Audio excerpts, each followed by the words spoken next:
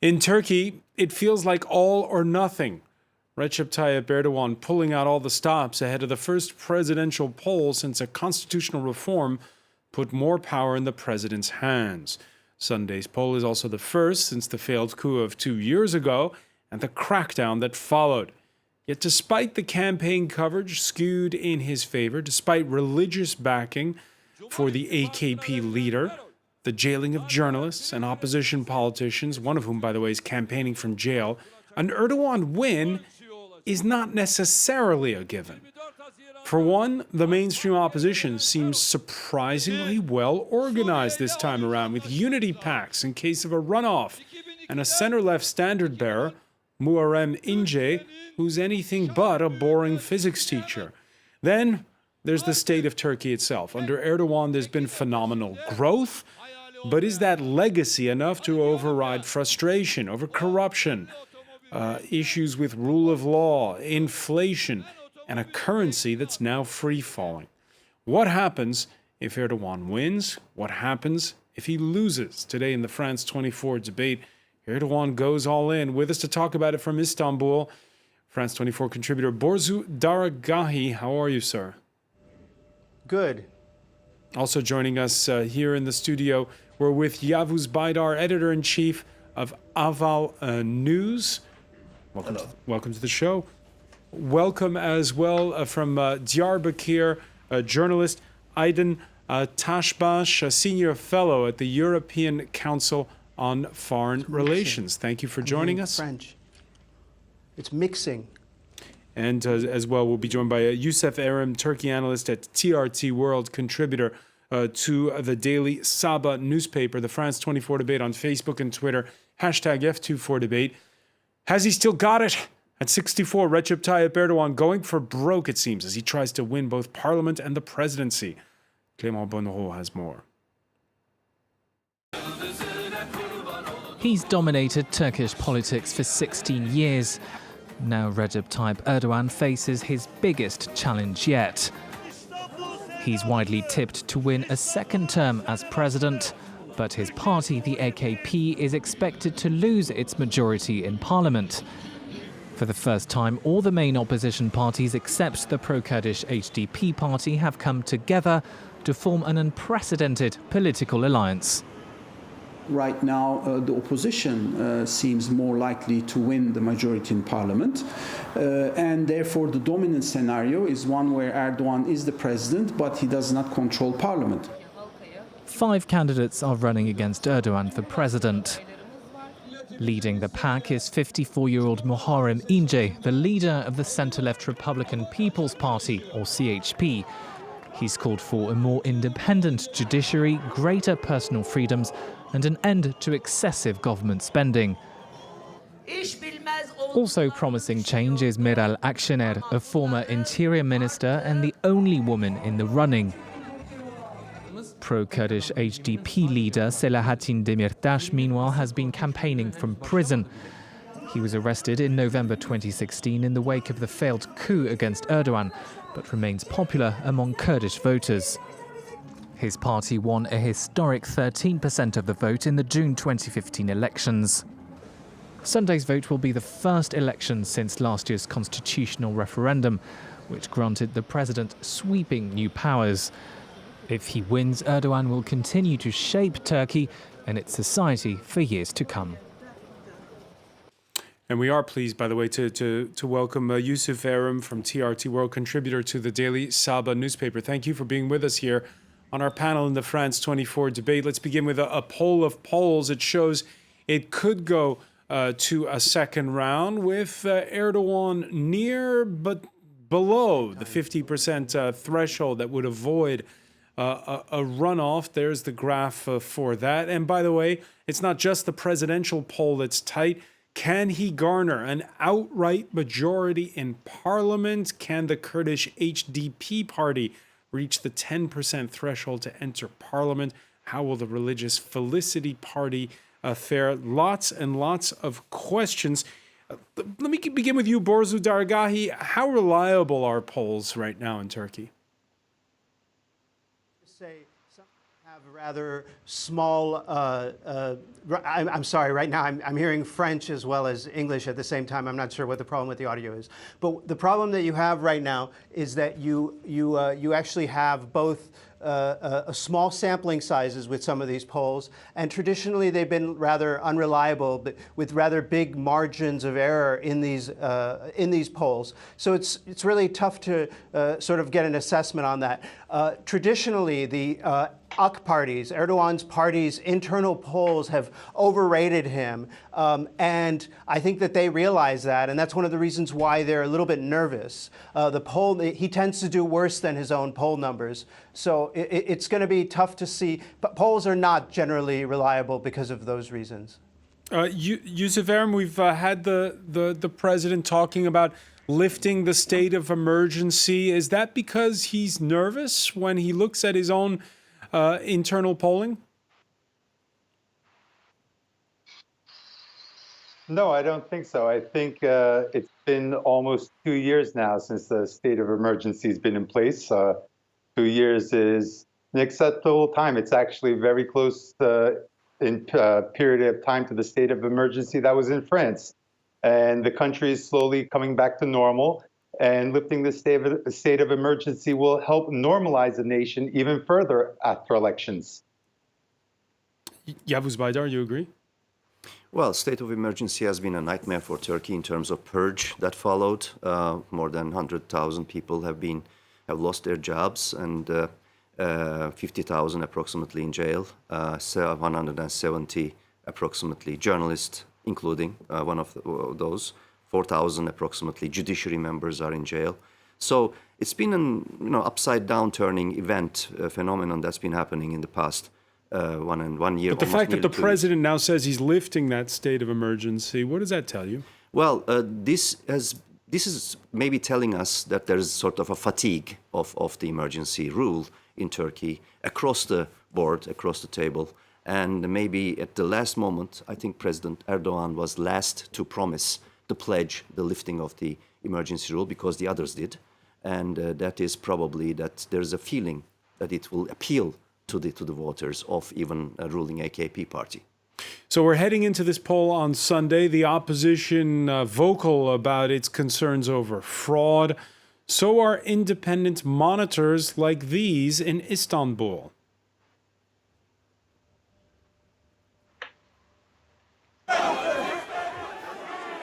I will be in Mission in Fatih, which is an important place. We have 799 ballot boxes and about 60 schools. We will protect the ballots with our friends. I have free time and I want to help. What worries me, for example, are ballots that could be stolen. Aisli Tabash, you're in southeastern Turkey right now in Diyarbakir. What's it like on that score, the preparations for the poll? Well, the city had been quiet until last night. In fact, you really couldn't tell that we were about to enter an election period. It's quiet because of all the traumas that basically the city and the region has experienced, not just the coup, but the fighting between PKK and the security forces, which in 2015 really traumatized this town. But what we had yesterday was quite amazing, a rally by HDP, the pro-Kurdish party, even though Selahattin Demirtas, it's the charismatic leader of the party, is in jail. Tens of thousands of people have showed up. And it was one of the biggest events, I think, in the city has seen in a couple of years, certainly since 2015. And I think it did boost the morale here. There's no doubt that this is a squarely, predominantly pro-HDP town. In fact, the Kurdish party tends to score somewhere between 70 to 77%, 78% here. That's a huge number. But of course, there's a lot of anxiety about the state of of emergency and what it means for the Kurds and for people of this region. We had a little rehearsal of that during last year's referendum. What it means is that security officials and security forces can be stationed at polling stations and ballot boxes, or they can move ballot boxes if they see a necessity. And already the election board has announced that in 19 provinces, about affecting up to 190,000 people, polling stations would be moved to other villages, other towns. And it makes people extremely nervous that there's security forces at polling stations and ballot boxes. It also makes people extremely nervous, particularly in the countryside, when local officials visit, local government officials or state officials visit towns and villages and small places seeking votes for the governing party. And I think that we're going to, what I saw is still a very quiet determination to come out and give a message. And that message is really very clear. Kurds want normalization and they want people released from jail. One of the most popular figures in this town is, of course, Selahattin Demirtas, who's been in jail for 20 months almost. And yesterday at the rally, I heard people chanting his freedom to Selahattin Demirtas. It was one of the more popular chants. Let's listen to Selahattin Demirtas, by the way, who's campaigning from jail.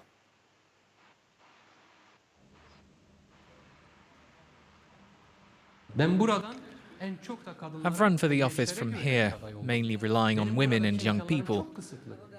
My abilities here are very limited. I'm being held in a maximum security prison, but I know that you're carrying out the electoral campaign for me with faith and enthusiasm. So a candidate who is in jail, but nonetheless able to get the crowds out. Borzu Dargahi, let's just remind our viewers, in the past, Recep Tayyip Erdogan has counted on a substantial number of Kurdish votes to win previous elections. Well, I mean, he is the most popular politician in Turkey. And, you know, in fact, the Kurdish community is divided. The pious Kurds tend to support him. Older, pious, rural Kurds tend to support Erdogan, while the more urban, younger Kurds tend to support the HDP. And I think that's a key issue in this election. What will the Kurds do? Will they vote more for the HDP and Demirtas? Will they vote more for Erdogan? Will they stay home? These will be key factors. They're in some ways, in Western elections, we talk about the swing vote. In many ways, they are the swing vote in this election. And crucially, you've had every single candidate try to woo the Kurdish vote in this election. Every single candidate tried to woo them. There's also the question of how free and fair a vote it's going to be, Borzu. I think that is a big issue. There's a lot of concern about that. You know, some of the allegations were mentioned in some of the reports. For example, the worry that that they've already given orders to state television about what results to publish.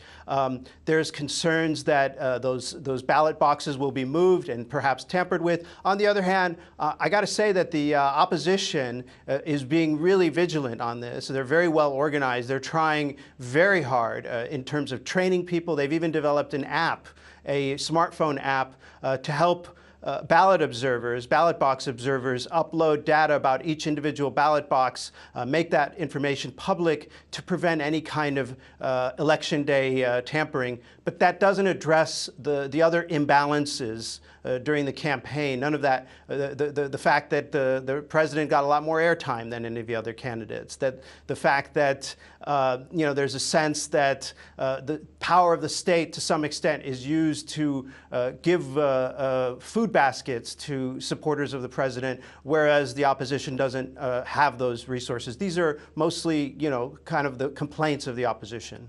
Yusuf Aram, the unequal airtime, that's been spelled out. How fair has the campaign been?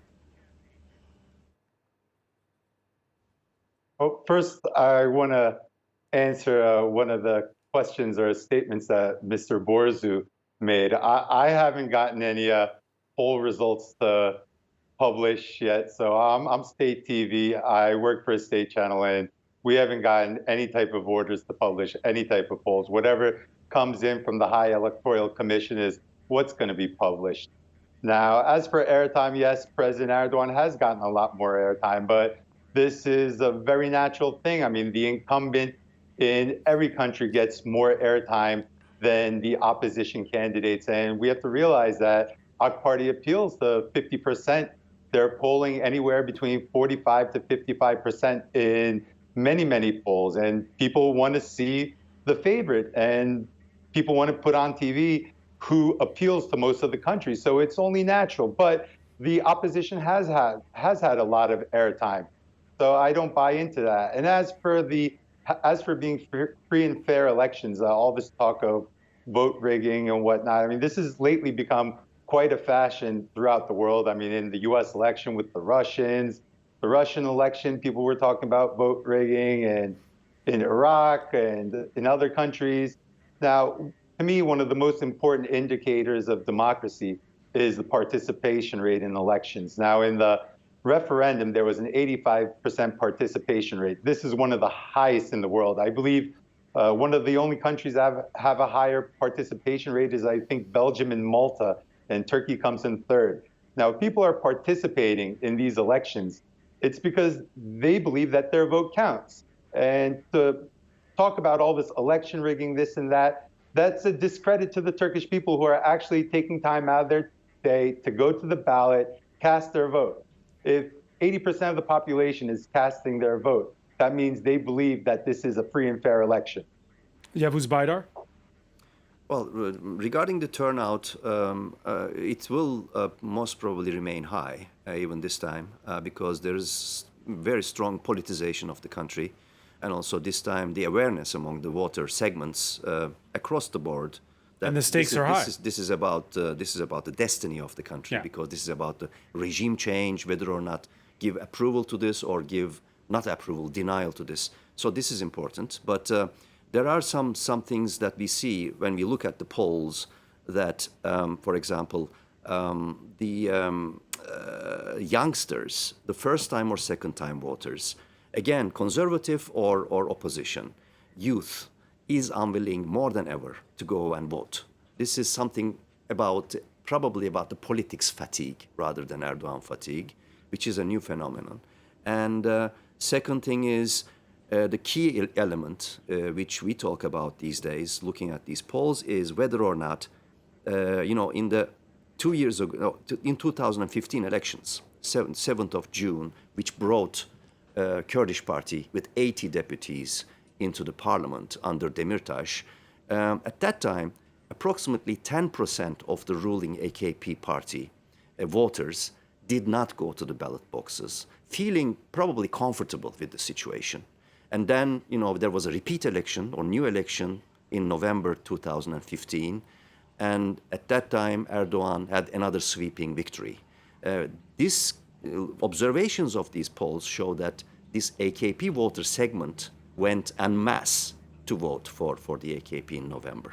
So the key question, one of the key questions, is whether or not this 10%, let's say, conformist AKP voters will go feeling the urgency to gather around their leader or not. This will be quite a key element for defining the results of the elections. Yeah, as Borzu Dargahi was saying, the Kurdish constituency is the key one, perhaps. And Erdogan himself has been on the campaign trail in the southeast. The incumbent talking up, for instance, Ankara's intervention across the border in Iraq and Syria against Kurdish separatists and their allies.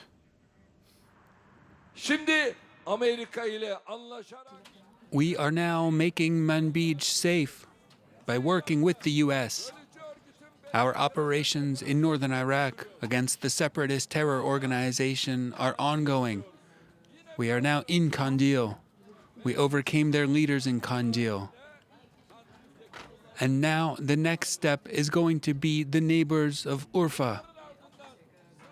Soon we will sweep away the terrorists and hand these places over to their real owners, Arabs, Kurds, and Turkmen brothers. The day that we will end all this trouble is very close. Yanı başındaki fitne kazanlarını devireceğimiz günlerde yakındır. Asli Ayin Tabash, how do those words go down where you are in the southeast? Well, in general, this is a very politicized city, and when they hear Erdogan talking about taking on YPG in north of Syria, what it translates here is essentially the Turkish military with all its might galvanized to push back Kurdish gains in Syria. Even conservative Kurds who may typically opt for AKP have resented Turkey's position in terms of threatening Iraqi Kurds when they held a referendum, or with Afrin recently. I think the idea here is that Turkish government and Erdogan, or the state of Turkey, or Turkish military is all on the same page, and the united goal is pushing back Kurdish gains in Syria. When Kurds gravitated towards Erdogan about 15 years ago, and some did, it was with the promise of changing the sort of a very rigid Kemalist state structure which tended to exclude Kurds. And they did give him the benefit of the doubt, and they did come out and vote for him for a number of years. The ratio was 60-40. Now that ratio is almost 65 in favor of the Kurdish party, and still some Kurds, conservative Kurds, voting for Erdogan, but not being very comfortable with the increasingly Turkish nationalist, both language and the policies that are being pursued in Syria. I think what Kurds really want is a Turkey that is A, comfortable with the Kurdish identity, B, comfortable with Kurds outside the borders of Turkey. And right now it's not clear to anyone in this region that that's the case. If there is a second round, how will Kurds vote where you are? I think they will vote for the Muharrem İnce, the center-left incumbent. I'm hearing a lot of people, even among diehard HDP supporters, saying, they'd like to give İnce a chance. So the ticket HDP plus İnce is becoming very popular. And there might be some Kurds who don't end up going to the polls in the second round if Selahattin Demirtas does not run, and he won't be in the runoff, that's clear. But a large number, I would say 80%, would come out and vote for Muharrem İnce, partly because this is the first time someone's been able to get into polemics with Erdogan. Someone's been able to talk back to Erdogan. In the past, the opposition leaders tended to be quite weak and not really be a match for Erdogan. And for the first time, I think people are seeing someone who is able to get into a fist fight with them. On the campaign trail, Muharrem İnce taunting Erdogan, asking, for instance, why he won't face him in a debate. Here's what the CHP candidate was saying in Hatay on Tuesday near the Syrian border. I'm talking about the future, nanotechnology, industry. He is talking about cafe houses instead. He also makes the director of religious affairs an instrumental in this. Erdogan is a tired man, a man without a dream. When we say domestic automobile, he understands its body shell. However, I understand its brain. Borzu Dargahi, is that the darling of the elite by the Bosphorus, or is Muharrem İnce for real? I mean, it's hard to say. It's hard to see if he's what he is a brawler, just like Erdogan is. As a matter of fact, he has some family roots in the same Black Sea town as Erdogan. I've heard the word macho in terms of describing him. I think that in some ways Erdogan has met his match. There have been numerous examples of Erdogan making some kind of mildly controversial criticism of Ince, and Ince coming back with the equivalent of a baseball bat with nails in it, just, hitting back so hard that it was a little bit shocking. And I think that that is a dynamic that Erdogan is not used to. I think it's one that has excited people and changed what could have been a easy sweeping victory for Erdogan. But I also think that there is a significant, and I'd be curious to see what our colleague at Daily Sabah would say about this. I think there is a sentiment that just like other countries have a moment where people feel like they want to change no matter what it is. I think that Turkey might be somewhat approaching that kind of moment where a large swell of people are just looking for something else. As a matter of fact, that's one of the slogans of the Islamist party that's aligned with Ince is, change. It's time for a change. Which is something that is something that I think that some people are really hungry for. Yusuf Aram? Well, the Erdogan administration has been in power since 2002, and its popularity has only gone up over the years. While he does have 50% of the vote, there is close to 50% that do want change, which is only natural. Everyone can't see eye to eye. The ruling party can't please everybody. They can try to, but this is only natural. Nowhere in the world does anyone get 100% of the vote, 90% of the vote. So yes, there probably are some people who want change, who are unhappy with the way President Erdogan is presiding over the country. But it doesn't change the fact that he still is the #1 presidential candidate, with his polling anywhere between 45 to 55%. Now, his closest candidate, Muharrem İnce, at the very best, the most optimistic numbers he's getting is 30%. So, I mean, there's still a huge gap. Now, obviously, for there to be a second round, President Erdogan would have to get below 50%. And even if he does get below 50%, even in other polls, 47 to 50% is still a range, a sweet spot where he'll take it in the second round over Muharrem İnce. The only polls I've seen where President Erdogan does, like any poll where it shows that he would lose in the second round, is if he gets 45 or less, and I just don't see that happening. I just don't see that happening. And as for a question you asked one of my colleagues beforehand about the polls, frankly, I don't believe in polls either. I mean, I see polls with huge sways in numbers. For me, what's most important is historical voting base. Now, Turkey historically is a center-right country. The center-right voting base is anywhere between 45 and 60%, depending on the zeitgeist of the country. Now, with the AK Party being the only major center-right party, they're enjoying that voter base. The CHP is enjoying the center-left voter base, which is ranging between 20 and 30%, comparing the zeitgeist of the party, zeitgeist of the country. And there's about a 10 to 20% nationalist vote. Let's call it 10 to 18% nationalist voter base in this country. Now we're seeing E-Party polling at 10 to 13%. So I'm assuming that MHP's vote is down to 5%. So these are my numbers in my mind, comparing the historical voter bases of this country, because in Turkey, people are very tied to their political parties. There's a very small undecided vote. I mean, people's political parties in this country are like their soccer teams, and people don't change soccer teams. They very rarely change political parties either. Yeah, so Turks are always pragmatic, you say.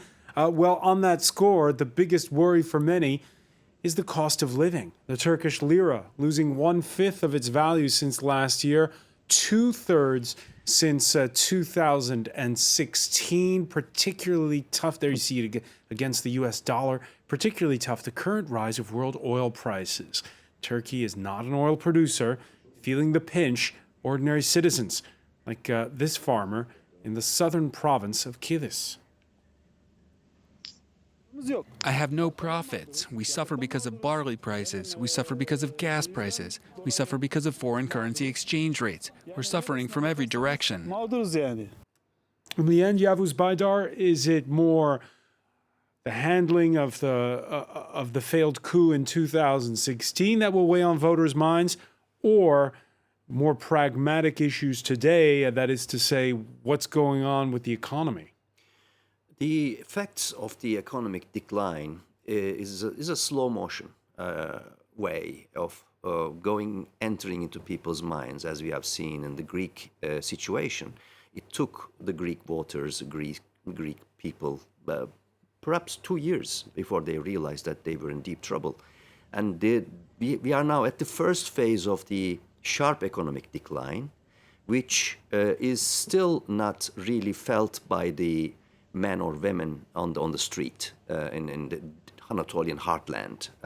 People are seeing that there is some trouble on the horizon. There are some dark clouds, but the question there still is, in a paternalistic political culture of Turkey, whether or not they still believe that the only person who can solve whatever trouble that comes over Turkey is Recep Tayyip Erdogan or not, or whether or not his contenders, particularly Muharrem İnce and his team, will be able to tackle the growing rubble of economic troubles.